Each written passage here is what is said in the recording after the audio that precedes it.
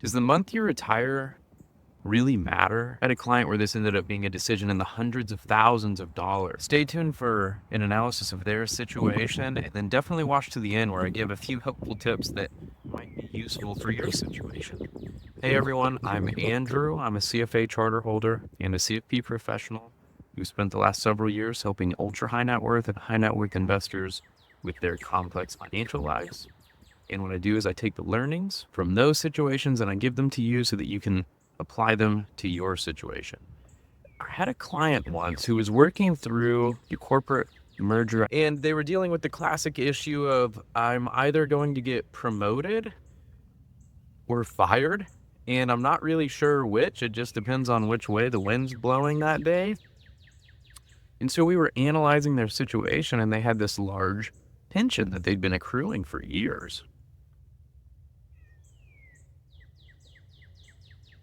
Well, one of the details with pensions that really matters is what's called the discount rate. And typically they'll use a corporate bond equivalent or something like that. But what the discount rate is a pension is a series of cash flows, right? And so if you say I get $100,000 a year, I don't care about the year 10, 100,000 as much as I care about the year 100,000.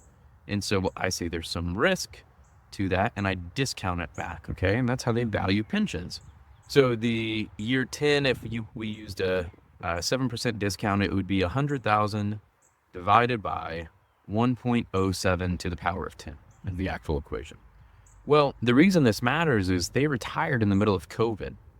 Okay. And so the discount rates that were used even for longer term bonds were much, much lower. Well, if the denominator in that discount rate equation is lower, the present value of that whole pension, lump sum in his situation, is higher. So the value of his pension had gone up dramatically and was worth about $2 million.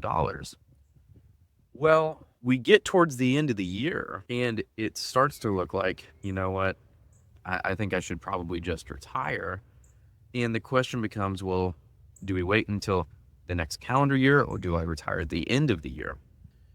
The enterprise team or audit committee, I don't know, probably some useless committee, but there was a committee at the firm that was acquiring them that was going to look at and analyze and update all the pension figures at the beginning of the year. And so there would presumably be a new discount rate used. Again, remember I said this was during COVID. Client decides to retire, gets a $2 million lump sum pension that they roll into an IRA. In 2022, which was the next calendar year, interest rates do what? They go up. It ends up that the client would have ended up with about $250,000 less in a lump sum. Okay. Now they have these other questions that were useful, such as, hey, if I retire at the end of the year, how does that affect COBRA? What about my, that's my health insurance, but what about that with Medicare? Should I not bring any income into the new year since we're going to do Roth conversions? What about my vacation? Should I even retire in the winter? If socially that's going to be difficult. And those are all valid questions. But when you look at the leverage of any one of those decisions independently versus the one I just told you the story on, those were not even close. Those decisions were possibly in the thousands of dollars. This was $250,000. Okay. Now, your situation may be reversed. I remember a school teacher once who had this formula, and tell me in the comments that I'm sure I'll butcher it because I'm doing it offhand here, but it was like the rule of 58 or something like that. But if they hit this predetermined age plus years of service, then their sick time could get paid out in a lump sum. Okay. And it was a difference of like $50,000 to $100,000 because they had all this accrued sick time, like almost 2 years of sick time accrued. But you had to hit that. My point in illustrating that is your situation may be completely different from those. And so you need to look at your situation and understand, am I a person who's prone to depression? If I'm not hanging around people, maybe I shouldn't retire in the winter, right? Is there a special health insurance that I get like TRICARE as a government employee.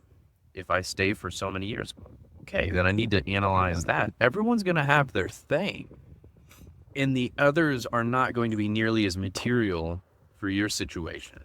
And so, does the time of year you retire matter? Yes, probably, but probably not for the same reason as the other person down the street. So, hope that's helpful. Until next time, talk to y'all soon.